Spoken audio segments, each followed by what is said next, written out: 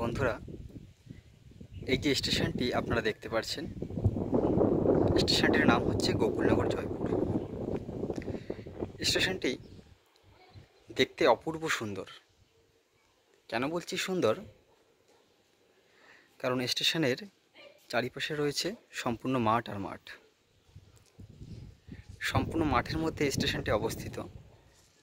দেখতেই পাচ্ছেন, সবুজে ঘেরা প্রাকৃতিক পরিবেশে স্টেশনটি গড়ে উঠেছে।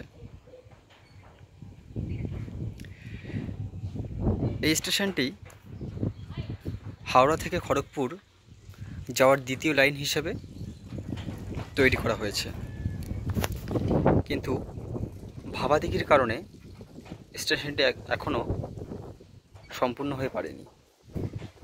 সামনে কি দুটো স্টেশন রয়েছে, ময়নাপুর এবং গোপীনাথপুর। তারপরেই পাঁচটি শেষ হয়ে গেছে। কোর্টে কেস চলছে, জানি না কবে ঠিক হবে।